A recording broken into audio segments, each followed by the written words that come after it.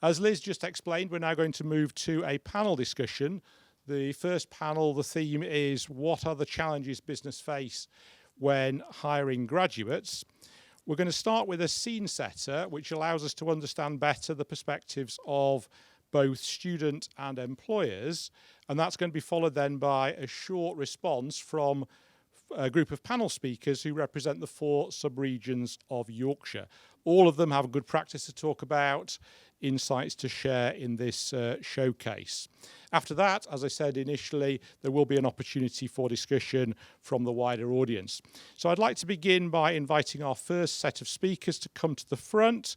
They are 2 students and an employer representative, Lily and Indy, who are from the University of Leeds, and Martin from the Business Improvement District. So first, Lily and Indy.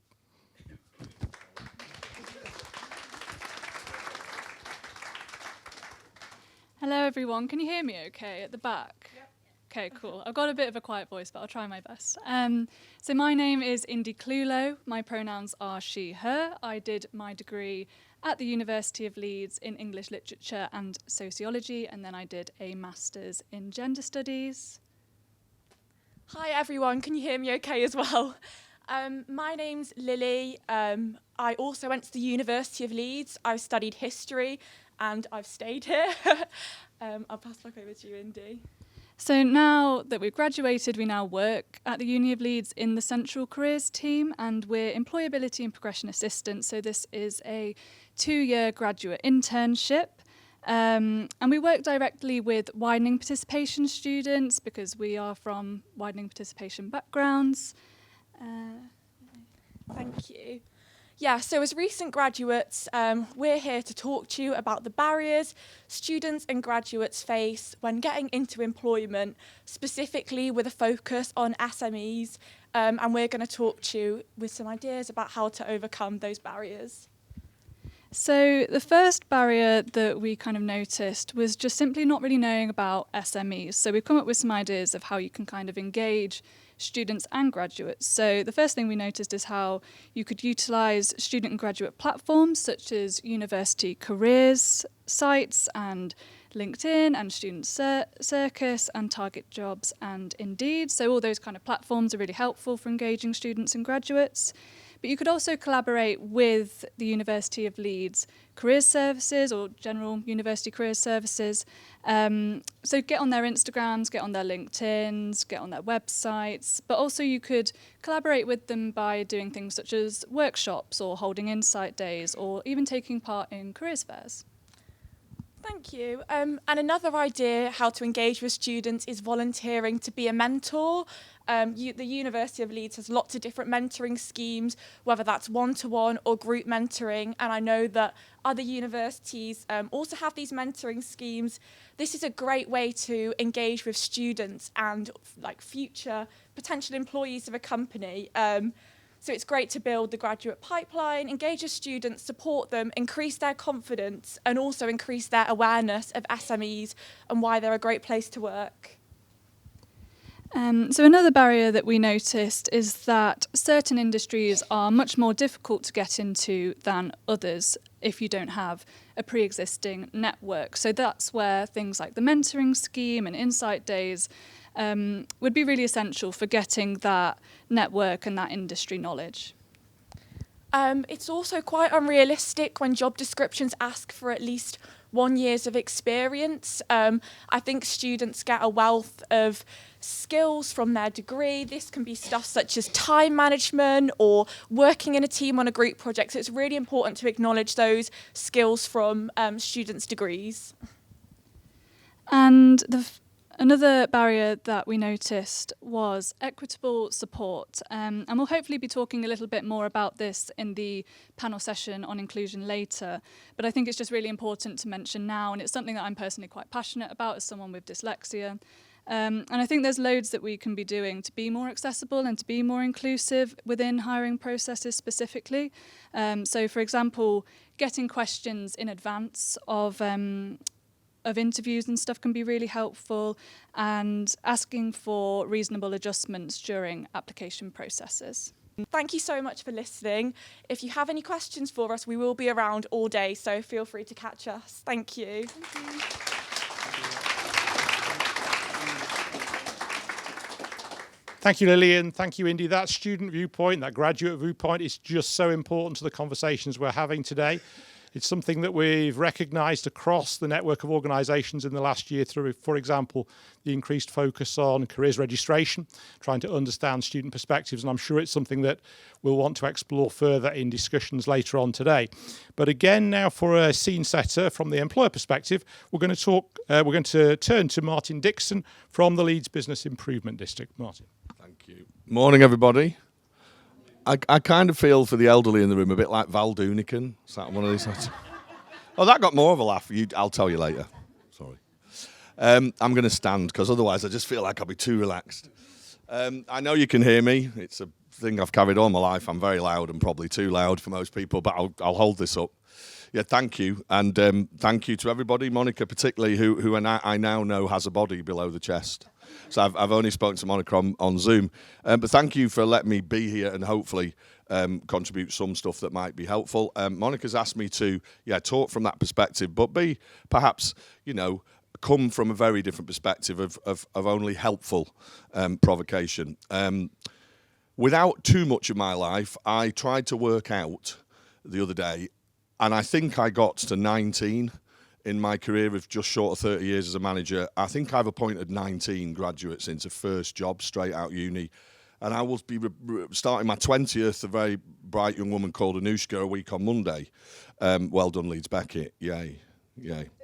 So what I'm going to talk about is three things, and I'm going to start at the end, if that's not too confusing, of those three things. So listen carefully. The first one is a very broad word and very general, and it's change. The second word is transition.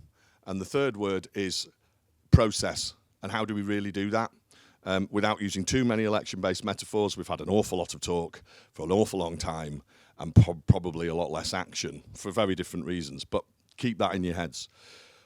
What we tend to find when graduates from any university come to interview, we can pick out very quickly the things they have been coached in. And if I'm being honest, there's an awful lot of the things that they've not been coached in. And we need to understand where that is going wrong. So what I'm after when I meet a young person is I know what they're qualified in and I know what they've done, but I also know what they haven't done because they're a student and they're coming out of uni. And again, the elderly are going to get quite upset by my constant reference to that. But some of us, even that old, can remember the fear, the terror. When you graduate, what am I going to do now? So for all the guidance that goes on through their studies, what we find often is lacking, and this isn't going to be all about you, don't worry, I will come to us in a minute because it's a joint development area, is those softer things, those things that perhaps nobody is sat down and talked to in university, necessarily by some of the people that are actually going to give them their first job. And we're not scary. We want to give them jobs. I'm a great believer in karma. I prayed that somebody out there would give my daughter's job. They have.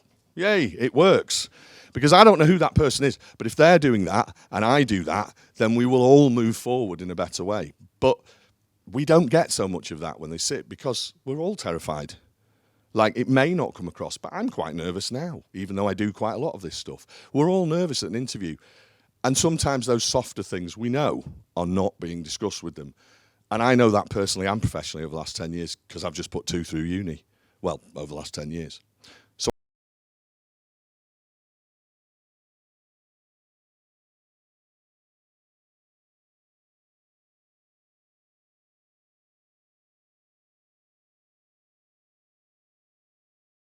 organisations in the city centre of Leeds, which is what Leeds Bid's all about. I will not digress into what Leeds Bid's really about. I will assume you've all read and researched us, and I'm happy to chat more about it over coffee. But we're basically about bringing more people into Leeds, animating the city and lifting its whole place in the world. But the businesses are not good at this either. What they do is have tradition. We have a lot of tradition in the way we work, whether at university or business. The structures of this country, we need to accept change. And why particularly? Because younger generations, quite refreshingly, are starting to question how we've always done things. And that's only good. It really is only good, though it's really scary, again, for those of us who've been in a different culture of work for quite a long time. By my very nature and disposition, it probably comes across that I've never worn a suit. I've never worked in a conventional organisation. I've been very fortunate. I've always pushed against things and often been accused of being contrary. I'm not contrary. I just try and look for a different side to pretty much everything. But these young people are questioning that 9 to 5. They're questioning that gentlemen wear suits. They're questioning the formality, which I find hugely refreshing.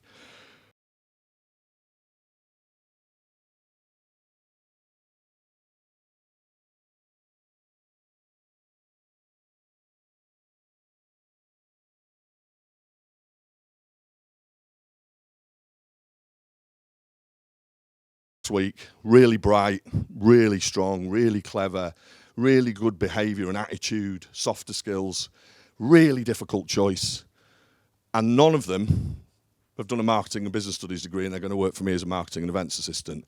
I have a team of 4 people who all run some of the large events and animations that we do in Leeds. And they've all come from different backgrounds of study because, again, I myself, though this isn't about me, have very much that kind of career. So again, transferable skills are so important, but how much of that conversation is going on at uni? And I know that not much of it is going on in industry and business. And it's a shared development. That's the provocation I think that Monica was after. The final thing is about that transition. You know, we all know, I'm going to just generally assume I know everything and how you all think, because it won't work otherwise. We all know that change is inevitable and you mustn't resist it.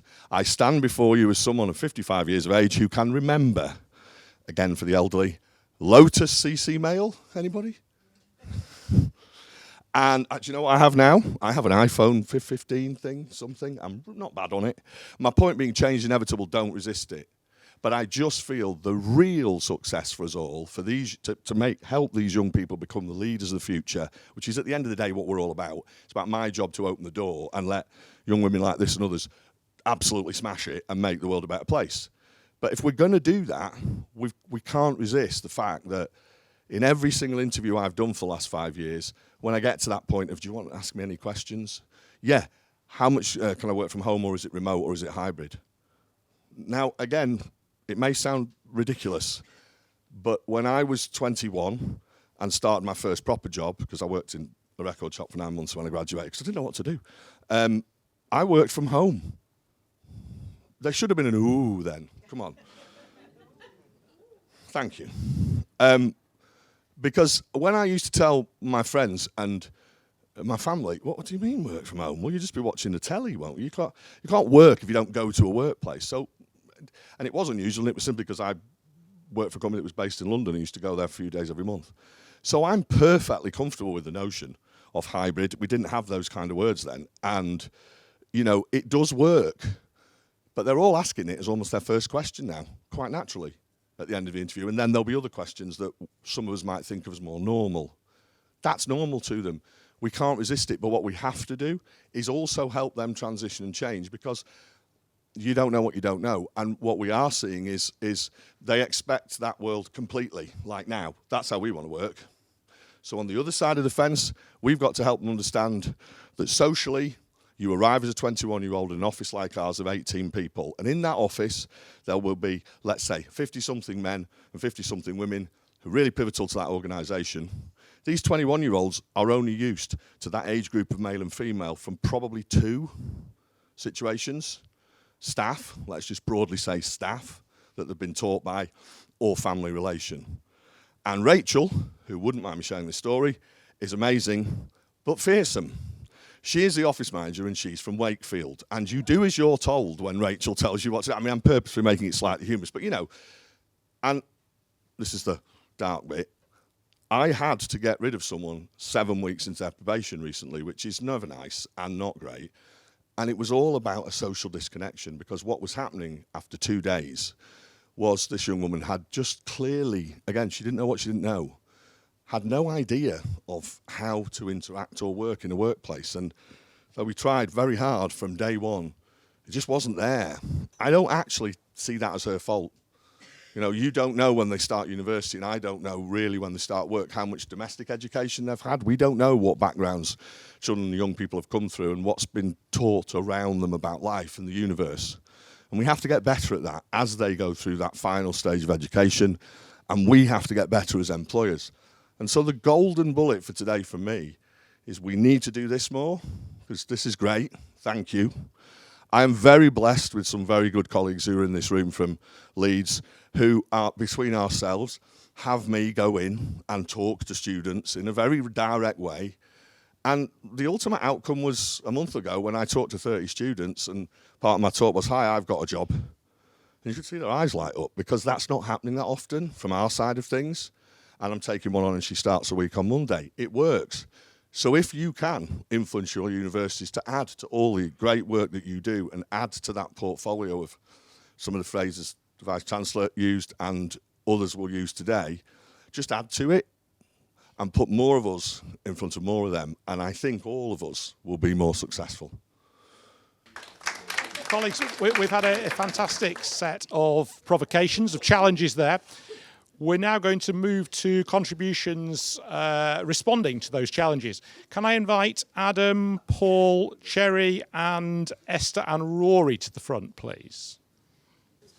Once we've got the seating arrangements sorted out. We're going to go to Adam first. Adam is from Heads Up Stick and Glass, a production company based in Leeds. And could I encourage everybody just to stick to a 5-minute response, please, to those provocations? And what is my provocation? So I'll just give you a bit of outset of who we are. We're Sticks and Glass. We're a post-production company in Leeds.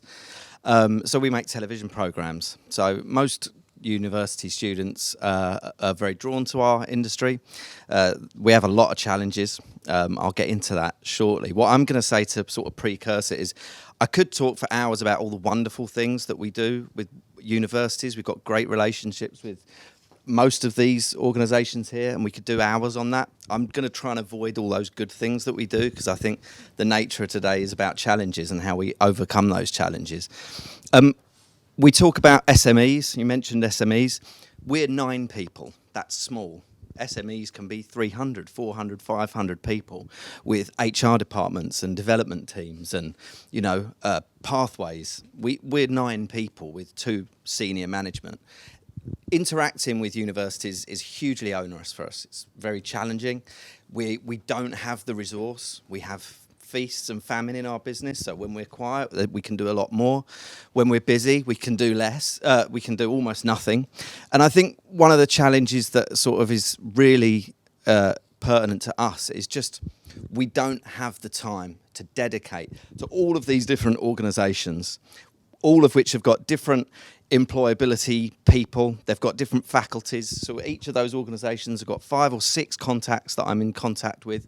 All of us have got the same needs. All of us have got the same wants. Our agendas are aligned. We want to find wonderful young people to come and work with us. But it's tiring, and we work very proactively and very reactively in a commercial environment. And sometimes the academic environment doesn't match our pace. We don't understand what your seasons are, what your curriculum is, what's going on in your organisation. And so, we find that we have to work very hard to interact with higher education. And so, this me doing negative stuff, and naturally I'm kind of a bit of a cynic about higher education. My personal bias is that it didn't work for me. So naturally I assume it's all rubbish and not helpful at all. When we take CVs, we don't read their academic qualifications. We don't watch their 3-year show reels that they've produced in a vacuum. What we want to see is entrepreneurial spirit and soft skills, like Martin mentioned. We employ people who have been driving Asda delivery vans. We're employing people who have been in the police service. We've taken people off universal credit who are out there trying to hustle. We want that hustle, those soft skills, because actually hard skills you can teach people. And if they know a little bit about sort of the software that we use, it's quite easy to help develop them and get them there. So I'm a bit cynical and a bit negative about higher education just because it didn't really work. And, my business partner, neither of us went to university or college. But we understand the really important place it provides. That's where we're going to find young people. We want to find that diamond in the rough, and we're constantly trying to engage with universities to get as many people to know that we're there. Like you said, we need to see all of them and they need to see us. So we're trying to keep the door open, but it's very tiring, it's very exhausting, and ultimately it ends up falling down the list of our priorities very quickly with an organisation of 9 people. So yeah, that's who we are. Fantastic, thank you, Adam. 5 minutes, 20 seconds. Was it? I counted. It's these realistic and cynical perspectives which are so important for us to address today. We're going to go to Paul Thorpe next. Paul works for the Humber Innovation Internship Programme. So over to Paul. Yeah, hi everybody. So I'm Paul. So I'm an employer engagement at Hull University.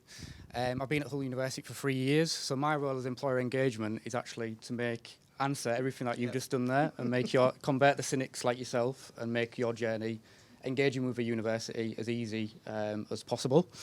So in my 3 years at Hull University, I've worked on a couple of programmes with a focus on internships. So the first programme that I was on was funded by the European Social Fund, and it started in June 2021, which was straight after COVID, so that had its difficulties in itself. And we had a specific tailored approach to our internships, so they were 12 weeks long, and they had a subsidy of 40% towards the wages. So because it was European funded, there was a lot of red tape and a lot of bureaucracy, which I had to deal with in terms of engaging with the businesses, which, if I'm honest, perhaps didn't help within that process. So this is what we achieved on the Humber Internship Programme up to December 2023. So we filled 52 internships with a 61% fulfilment rate. 46% of our internships remained beyond the 12 weeks and then stayed there permanently. Majority of our interns were actually master's students, which is an interesting trend because on the current programme I'm on now, that is also sort of followed through from that, and I don't know what.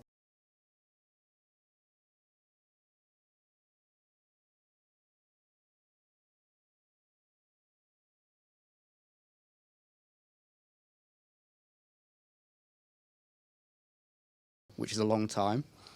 And then to actually start an internship, 166 days, which again is a very long time. So I was dealing with SMEs specifically, and hiring for SMEs is a very reactive process. And what I was dealing with was needed to be more proactive, and it had its struggles in terms of, getting that through. But we managed to fulfill 52 internships with that. Then following Brexit, all the European money went, and we're left with the Shared Prosperity Fund. So during that process, up to December 2023, we bid for funding on UK SPF with our local councils, and that's where we are on our current programme of what we're delivering now.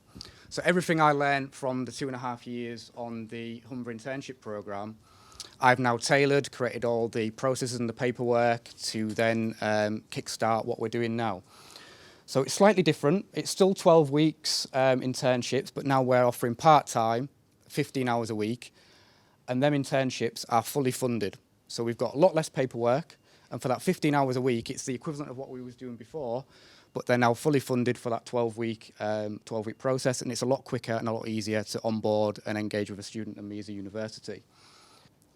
So I've got a remit of 30 internships to be done by March 2025, and I'm pretty much on my way to do that by Q3, much of the popularity of the programme that we're delivering at the moment. And I'm pretty confident that I'll be in terms of fulfilment, it'll be in the 90% percentile, probably 100% to be honest, due to the nature of the programme and how it's designed. I mean, it's fully funded as well, so it's fairly risk averse for that. But the engagement has been absolutely fantastic, and I could probably have filled it double with the engagement that we've got with the businesses. So where we've moved on from what we learnt from the original programme to where we're at now, from initial engagement with a business, I'm advertising after 28 days, and that's partly down to working with the businesses and the time they've got to supply me with the various different job descriptions and details to get to that. And then including a 2-week advertisement process, we're starting interns within 67 days, so around about a couple of months, which is probably no different to an actual employer hiring somebody with commercial experience externally, if you include shortlisting, interview and advertising process and kickstarting that. So yeah, that's me. That's why I'm here today. And that's, hopefully give you some food for thought. Thank you, Paul. Again, perfect timekeeping. Thank you very much. And also a very helpful response, because workplace engagements like internships are obviously an important part of this picture. We're going to go thirdly to Sherry Federico, who's the director of the arts and culture brand Aesthetica based in York. Sherry. Hi, just checking. This mic doesn't seem like it's... Anyway, can you hear me at the back? I know everybody's been saying that, but I'll speak loudly because it feels like this is quiet. So I'm the director... So I'm Sherry Federico. I'm the director of Aesthetica, which is a media organization working across publishing and exhibition, both curatorial in galleries and film exhibition. So we run a pretty large film festival called the Aesthetica Film Festival.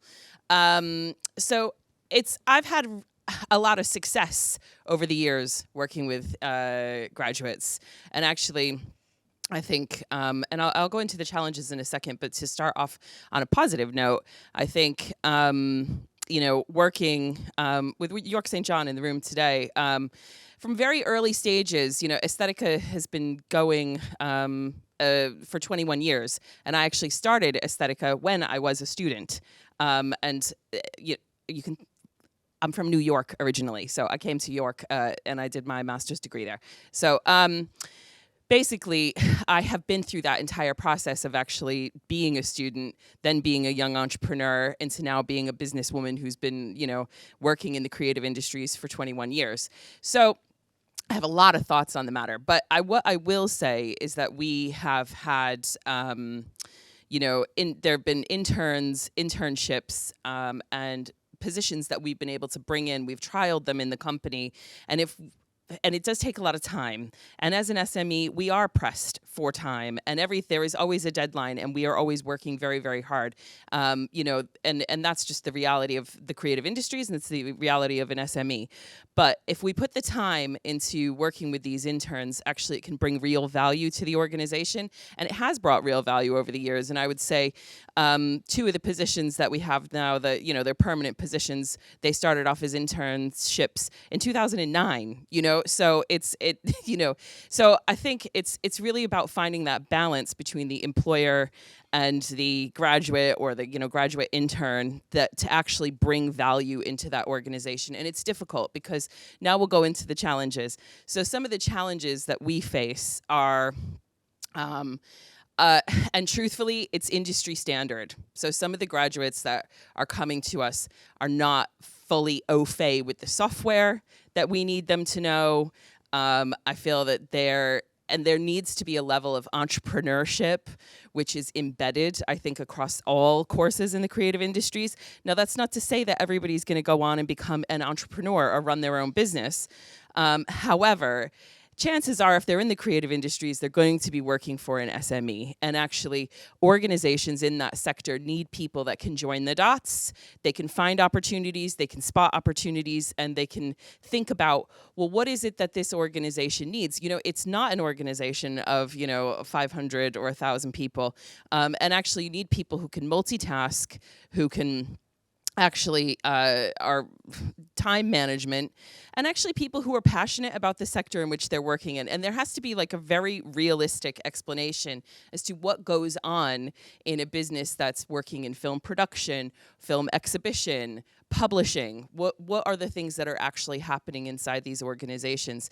And so for me, I think the main thing is, a lot of times people are coming, and actually there is a disconnect sometimes between what is being taught and actually where the industry actually is in terms of the software, the knowledge, and the practices, because industry is working faster, and I realize that, we're talking about, 2 different worlds here, academia and industry, but actually those students who are in those courses in the creative industries, they will be going into industry. And so therefore, I think one of the best ways to address that, as Martin said, is to obviously be bringing in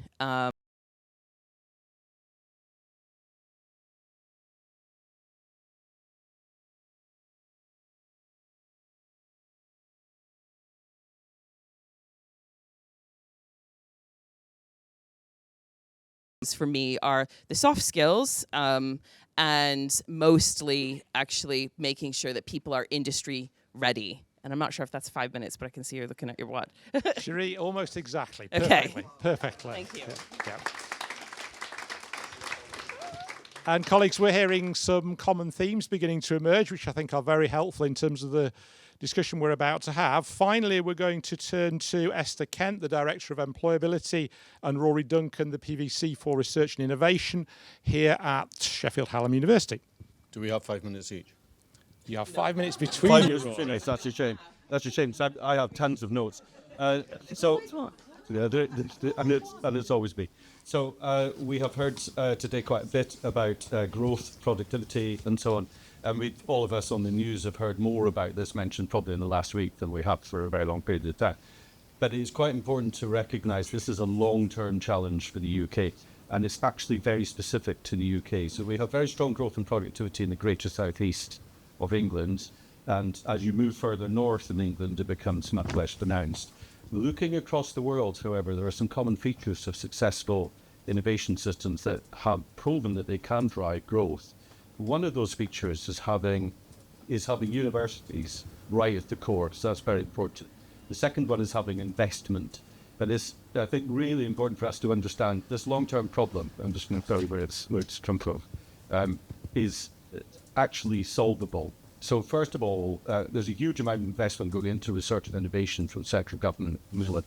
This is not new. It's been around for many years. And in fact, Tony Blair's government in 1997 had exactly the same targets as the present government.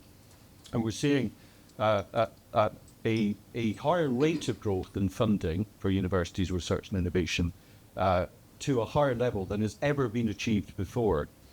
Tony Blair's government, exactly the same budget, and when that was audited after a 10-year period, they failed to increase the spend at all. So the budget had gone up to a record level, but the spend hadn't. So some learning has occurred, and this was simply because there are not enough skilled people in businesses and universities to absorb the funding. That was really important. So we need 400,000 new people between now and 2030 in the UK, just to absorb that public budget. That's very important. Secondly, those people need to be skilled to work in business, not in universities. So graduates coming out need to be skilled in business. And the third thing is, if you really drill down into the specifics of regions, it becomes interesting. So Sheffield, particularly, where we all are and where I am right now, has really good universities, a lot of investment available through the investment zone, for example. But we have a lack of people with entrepreneurial skills.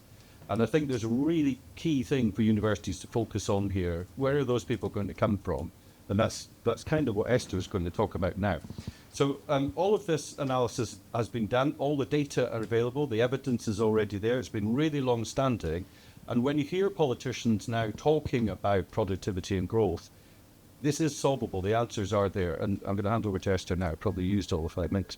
But there's a very influential academic paper which is influencing the new government, which is written by Ed Balls. So Ed Balls is not just the presenter of Breakfast TV or a celebrity chef. I can't remember if he did the dancing or the jungle or something like that. I didn't.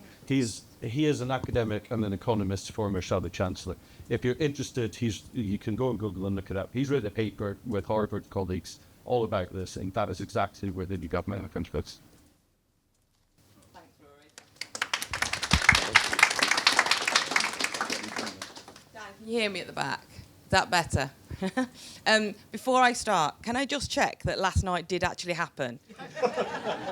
Because I'm losing my voice, and I have a vague memory of winning, and therefore England being in a final on Sunday. So yeah, it did. That's okay then. Brilliant. Yes, I'm Esther Kent. I'm the Director of Employability here at Hallam. And I guess the point I wanted to make is very much what a lot of these guys have said. Entrepreneurial skills are so highly in demand by employers. And that's not just in the creative sector, that's in all sectors. And we need to really challenge from an academic perspective, a student perspective, and an employer perspective, how we train and develop these students and grads to be able to feed into those employers. Because to be quite frank, if it's not you, then who? Who's it going to be? So we need to take ownership of that training, development of those skills, capabilities and competencies around entrepreneurship, around employability that gives them those soft skills, power skills, call them what you want, that actually differentiates them at interview, that allows a a recent student and grad, to be able to sit with their shoulders back, head held high, knowing that they can handle the conversations, they can do the interviews, and they can actually be really flexible in their jobs, whatever that job may be, and however that changes, because majority of grads go into SMEs, and they need to be responsive, they need to be reactive to change, they need. So, you know what? You guys have the autonomy and power to do that, so let's start doing it in a really collaborative and proactive way. Thank you, Esther. Thank you, Rory. An important reminder there, amongst other things, of the key connections between this agenda and the innovation agenda and so much else which matters for that delivery of growth. We're now going to go to questions, audience contributions. We've got about 10 minutes, thanks to our colleagues' wonderful timekeeping. So the floor is open. Who would like to ask a question, please? Hiya, I'm Lydia. I'm a current MA student at the University of Sheffield, and I see my research area sort of being about student-centred employability, support and resources, and creating sort of tailored resources for students. And I was particularly interested in this idea of soft skills and entrepreneurial skills. And how do you define those? Are they a set of definable, we want students to be able to do X, Y, and Z? Or do you kind of see the role of universities being supporting students to kind of find that X factor within themselves? Are they definable skills, or are they kind of that special something? Thank you, Lydia. Should we go to our employer representatives first of all? Should we go to Adam first of all to respond? Well, I'm sure that every employer's special soft skills are slightly different. I don't think we're talking about a magic X factor. I don't think we're talking about anything exclusive. I think it's not easy to define what those things are. It's personality led. As a small organisation, it's very easy for us to adapt to people, to make it inclusive, to fit a role around somebody, not just them fit in towards us. I imagine at a much bigger organisation, there is process, there is protocol, there is your role, and then that role is probably quite linear and vertical. As you mentioned, we need people in the round, people who can draft a nice email. Sounds like an easy thing, right? But it's not. Like I get 5 CVs every week, and it feels like my 8-year-old has sent some of them. And I'm being horrible, but I'm not. I will say to that, and I'll say, yes, we'll keep your CV on record. If I've got time that following week, I'll instantly say, I've got a gap on Monday or Tuesday afternoon if you'd like to speak, to set up a Zoom call. Most of them don't follow up with that. And then what I do as a little, like a trick, I say, feel free to put a time in my calendar.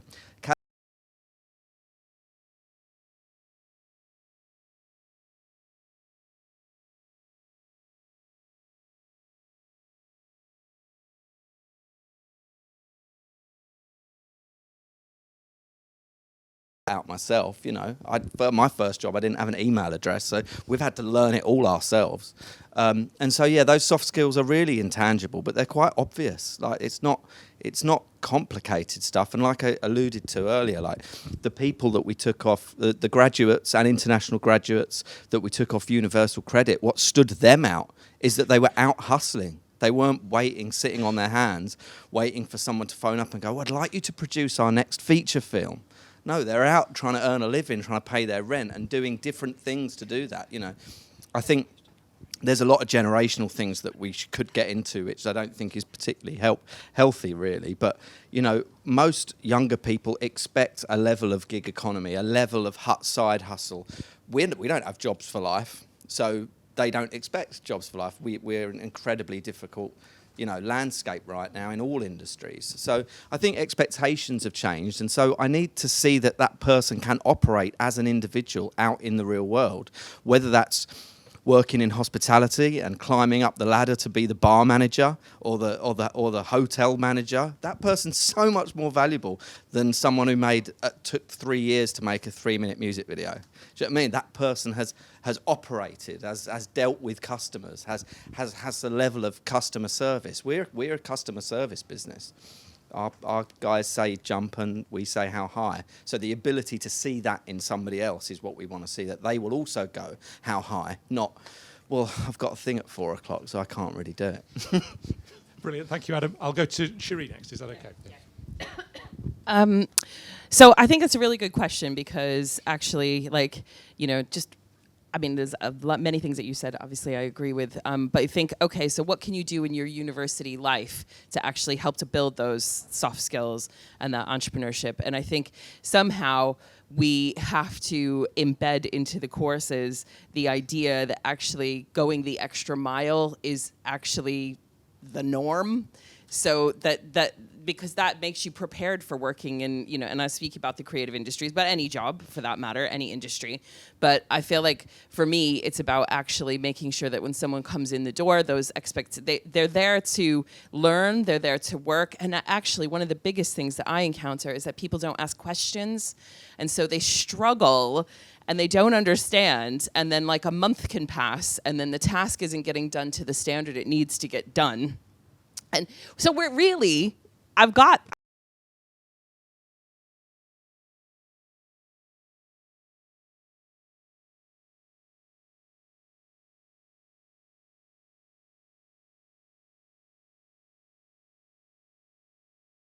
can you explain it to me? But that's one of the things on our onboarding when people come into the company, I am asking them, you know, making it clear to them, if you don't understand, please just ask because actually we want to help you. So I think for me, one of the magic moments of soft skills is comms. It's communication skills.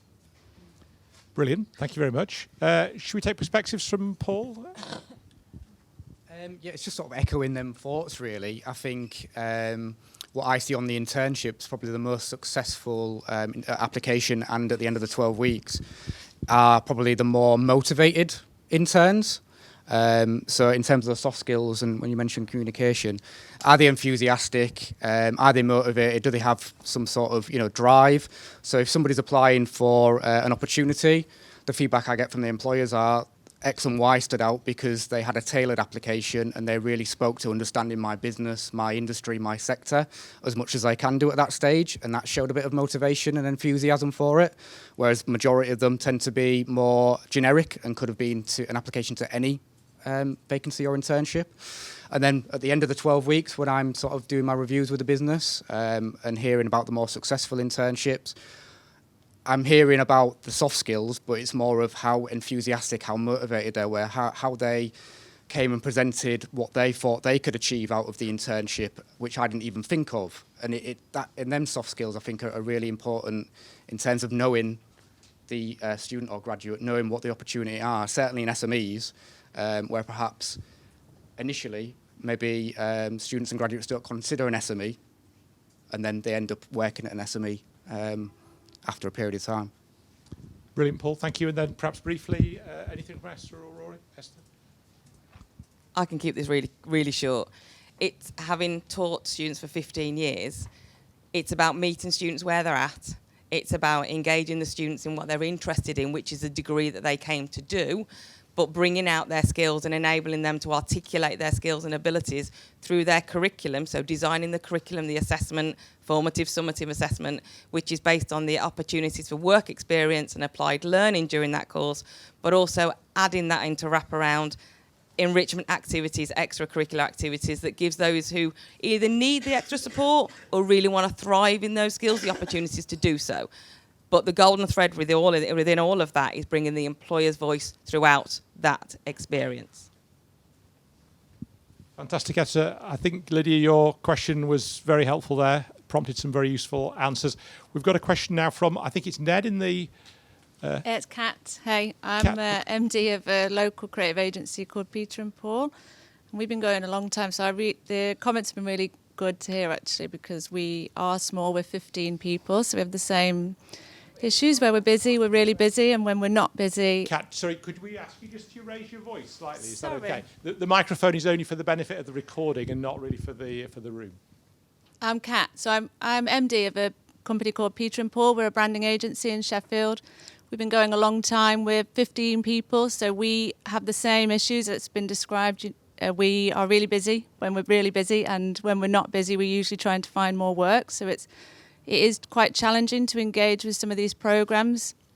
And I actually wonder whether we need to rebrand the word soft skills, because it makes it feel like it's an add-on actually sometimes. And I think for us, I have the same sort of challenges where I'm much more interested in those skills than I am almost the qualification that you are coming to me with. And so I do feel like there needs to be a bit of work around, I don't know what they need to be called, but possibly the most important skills than your qualification that you've then gone on to do. Thank you, Kat.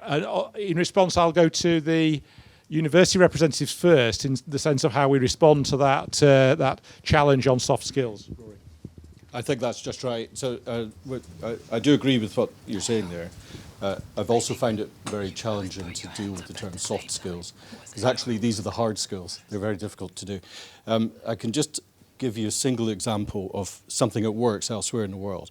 What we're hearing about from you guys is, and also Esther, it's really important to understand that people learn on the job. So experiential learning is very, very important, which comes into student enterprise.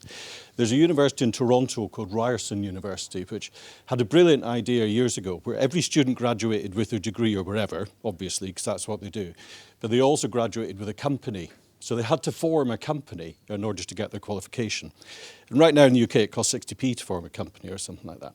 So obviously, in Ryerson, almost all of those companies immediately failed, but the students learned a huge amount of transferable skills in doing that. They learned about the structure of a company. They learned about what business is.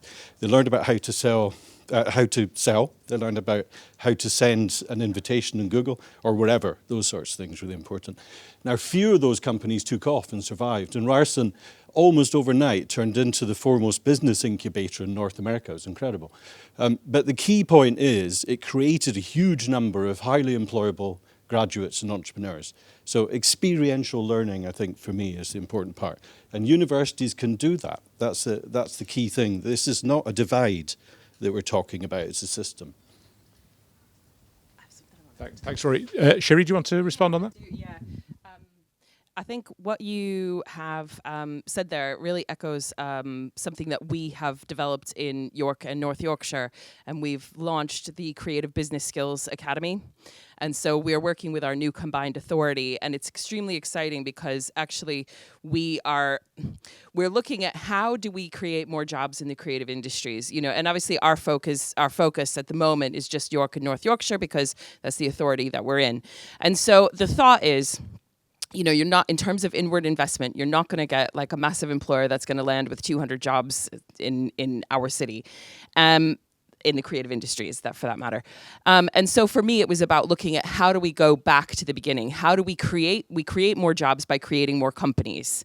And so this is something that, if you look it up, the website's creativeskillsacademy.org, and the course is running now, and we're working in partnership with York St. John University, and as I said, the Combined Authority. But what we are doing is we are training people on how to develop income streams, their branding, their marketing, networking, confidence, and to be honest with you, the idea is that so the cohort is 12 people, and they'll finish in September, and the idea is that we can help them to launch their companies. It's super exciting to be involved with this, having had this 2 decades worth of experience of actually launching and running, sustaining and growing my own organization.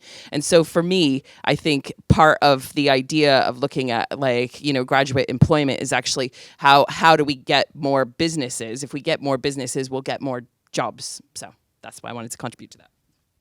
Thank you, Sheree. Anything briefly that Adam or Paul want to say in response on soft skills? The original question is, should we rebrand it? I mean, we're just talking about character and personality, and as you said, they're actually the really difficult things. Not everyone should work in our industry. Not everybody is an extrovert. Not everybody is an introvert. In our industry, where there is a place for everybody, we just have to provide the opportunity for them to find that bit they're good at. And as a small organisation, like I said, we're good at trying to find out what people are good at. But the soft skills, it is something quite intangible, really. It is their character. And I don't suppose it's the university's job to develop everyone's character. But, we all know what we want from people. We all want the same stuff. I'm going to come to you in a moment. Paul, do you want to conclude on this one? Yeah, well, the sort of common thing, I know you're saying that you're really busy, but I think hiring students and graduates and what I'm seeing from businesses, I think it does take a little bit of time. And I think you do need to work with the students and graduates. And I think I mentioned motivation and enthusiasm. As long as a student and graduate have got that, I think there is an element of working with them so the student and graduate can learn about your industry, your sector, your business, which they ain't going to know until they're on board, really. So I think there is an element of time that you're going to need to spend with the students and graduates. But in terms of the soft skills, hopefully they've got the sort of desire to learn and reciprocate that back. Thank you, Paul. Thank you, panel. Kat, I hope that was a helpful set of responses. We're going to take one final question from the colleague here, and then we'll be winding up. Hello, everybody. I'm Sarah Cooper from York St John University. Hello.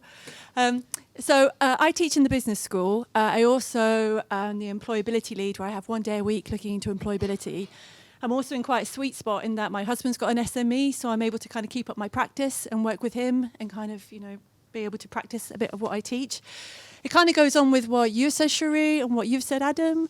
I read something quite interesting, but I don't think it's very popular, about there's often thought of 4 stakeholders when it comes to employability. So students, universities, employers and governments, but I think sometimes we overlook the academics.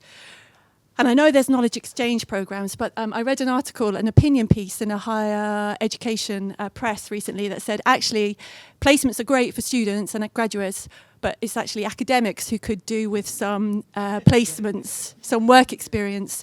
So do you feel that's a valid comment? And do you feel there's scope for, say, the Creative Bootcamp to be ran for academics? And I know I'm probably going to be lynched by perhaps some colleagues, but do you know what? Yeah. There was a very positive response immediately to that. The question of the role of academics in this whole picture. Adam, first of all. Firstly, we really love working with Leeds Beckett, Leeds Trinity, Leeds Arts, and all of the organisations that we do. They're really, really valuable and, part of our extended team. From a faculty point of view, there are just some really easy wins out there for us in video editing. They're taught the wrong software. Okay, great. All right. Can we solve that? Well, we've been telling people that for 18 months. It's not come through out the other side yet necessarily. The world of business is incredibly challenging. It's rubbish, right? It's really hard work. I write emails. I used to make stuff, and now I write emails every day. It's rubbish, but and we don't want to necessarily have to educate everyone about how difficult running a business is. That's not for everyone, thank God. But there are some really tangible skills within our business that I do think, move very quickly. Technology moves very quickly. Our clients' needs move very quickly. Software moves very quickly. All of those things should be constantly worked on. And yeah, if the person teaching the course isn't using the latest and has been doing the same thing for 10 years, that's not helpful to us. I think we have to be careful whose toes we step on. We're not educators. So we don't want to go in and undermine the whole process, the whole academic process. But there are massive gaps between what people are being taught to how we are executing that in the commercial sector. And some of that is quite difficult to bring to life, and some of it is really low-hanging fruit, really, really easy stuff to sort out, like you mentioned. It's just... Yeah, tech moves fast, business moves fast, commercial opportunities move fast, and pace is something I mentioned at the very beginning, where it's having a professor who's teaching video editing, who maybe hasn't delivered anything to a broadcaster for 15 years, is not going to understand what the rigours of that process are. Every 6 months it changes, and they're also not going to understand how quickly I need to respond to my client's needs. I don't really want to wait until next term. That opportunity's gone now, so yeah. Thank you, Adam. I suspect timekeeping is one of those soft skills that people have been talking about, so I'm in that rather unfortunate way that chairs often have to cut discussions short. I'm going to suggest that we move to what was intended as the final part of this process, which is to encourage each of the participants, our speakers and panel members, to give us a single sentence of the most important challenge or the most important response to the issues that we've been facing. Now, that is a horrible thing to do, but I'm going to do it, and I'm going to start with Martin. Thanks. Single sentence. Well, I'd go for, I can't remember your name, sorry, from St. John's, but I'd have to agree with that. There you go. That's one. That's an area to start changing. Brilliant. Thank you. And our student representatives, Lily and Indy? Hi, everyone. Yeah, so I would have to agree that kind of acknowledging skills in degrees is really, really important, but also for academics to kind of take charge of adding employability to the curriculum so students can go to SMEs and have those valuable skills. Yeah, and I just kind of build on that I did my undergraduate and I felt like I didn't get any transferable skills from my undergraduate, and it wasn't until my master's when I was doing podcasts and group exercises and stuff like that that I actually felt like I got the transferable skills. So I think